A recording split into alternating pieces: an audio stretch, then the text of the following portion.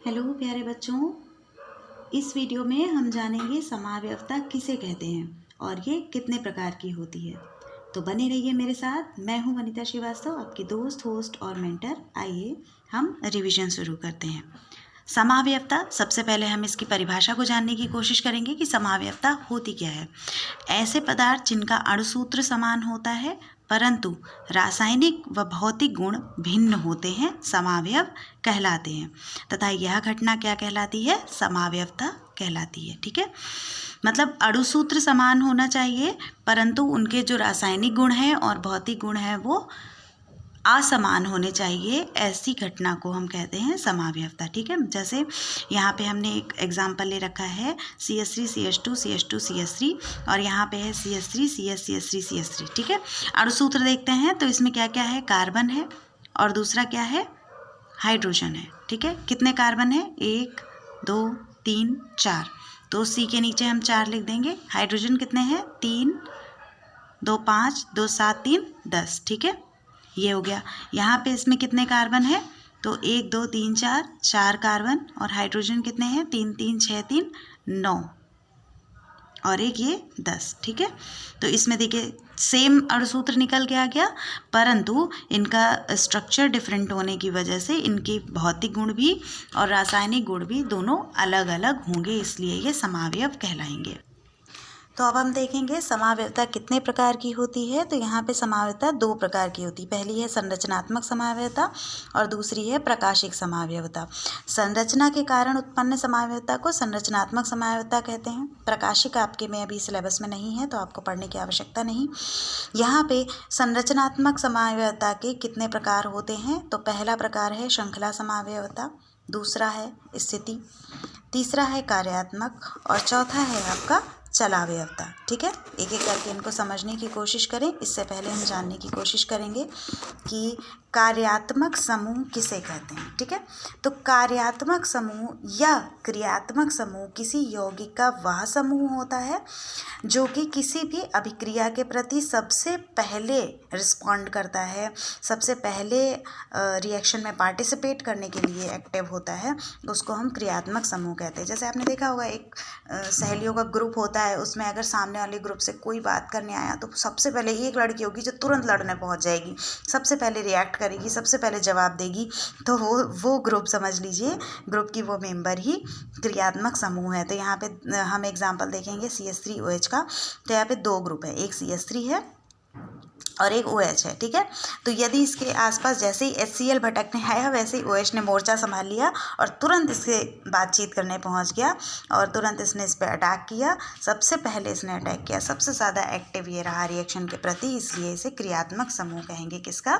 CH3OH का। ठीक है, तो यहाँ पे OH ने H से जुड़ करके यहाँ से हट गया और Cl ने उसकी जगह ले ली। अब हम देखेंगे संरचनात्मक समावयवता का पहला पार्ट, श्रृंखला समावयवता। ठीक है, तो श्रृंखला जैसे कार्बन कार्बन कार्बन आपस में जुड़ के एक लंबी सी श्रृंखला बना रहे हैं, तो इन दोनों में ही यहाँ पे हम देखेंगे कितने कार्बन की श्रृंखला है, कितने कार्बन आपस में जुड़े हैं। तो 1 2 3 4 5 कार्बन आपस में जुड़े हैं। इसमें अगर हम देखें तो कितने जुड़े हैं? 1 2 और 3 कार्बन आपस में जुड़े हैं, 3 की ही श्रृंखला है। यहाँ से ये है यहाँ पे, पर ये श्रृंखला में नहीं है, कॉन्टिन्यू लाइन में नहीं, इसलिए ये नहीं गिने जाएंगे। अब हम इनके अणुसूत्र देखते हैं। इसमें सिर्फ कार्बन है और हाइड्रोजन है, तो कार्बन और हाइड्रोजन लिख लिया। कार्बन कितने हैं? 1 2 3 4 5 कार्बन और हाइड्रोजन कितने हैं? 3 2 5 2 7 2 9 और 3 12। ठीक है, ऐसे यहाँ पे गिनेंगे। कार्बन कितने हैं? 1 2 3 4 5 कार्बन है और हाइड्रोजन कितने हैं? 3 3 6 3 9 और 3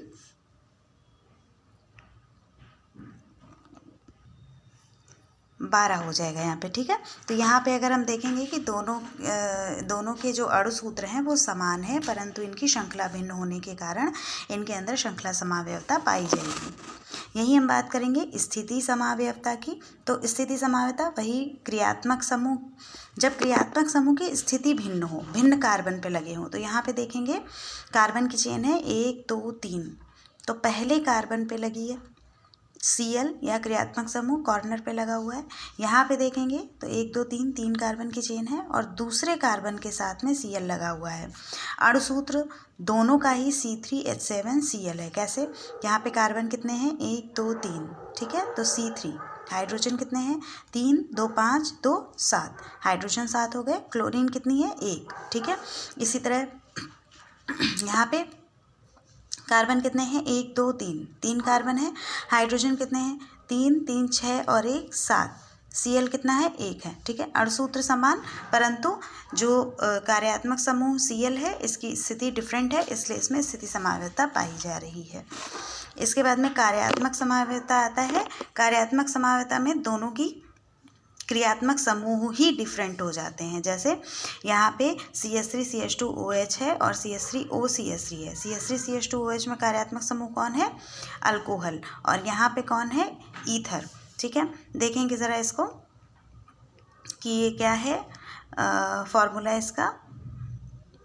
अणुसूत्र C कितने हैं इसमें? 1 और 2, 2 C हैं। हाइड्रोजन कितने हैं? 3 2 5 1 6, ठीक है। और ऑक्सीजन 1। इसका देखते हैं, कार्बन कितने हैं? 1 और 2। हाइड्रोजन कितने हैं? 3 3 6 और ऑक्सीजन कितना है? 1। देखिए सेम हो गया, सेम हो गया। तो इसका मतलब जब अणुसूत्र समान हो गए परंतु दोनों ही अलग अलग प्रकार के यौगिक हैं, इनकी रासायनिक और भौतिक गुण डिफरेंट हैं, तो ऐसे जो यौगिक हैं वो समावयवी कहलाएंगे। और चूंकि क्रियात्मक समूह की वजह से ये डिफरेंस क्रिएट हुआ है तो इनको कार्यात्मक समावयवता कहलाया जाएगा।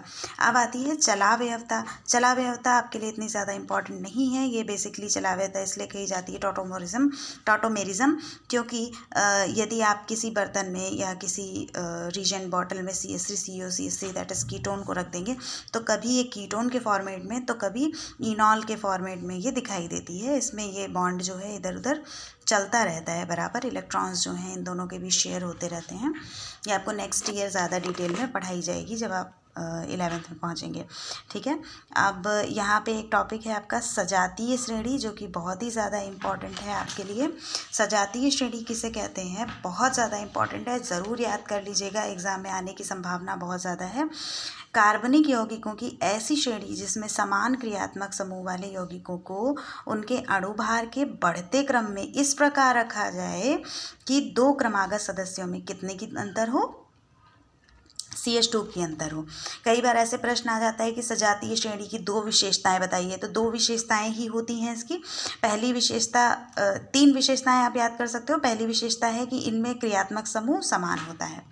दूसरी विशेषता कि उनके अणुभार कैसे होते हैं? बढ़ते क्रम में होते हैं।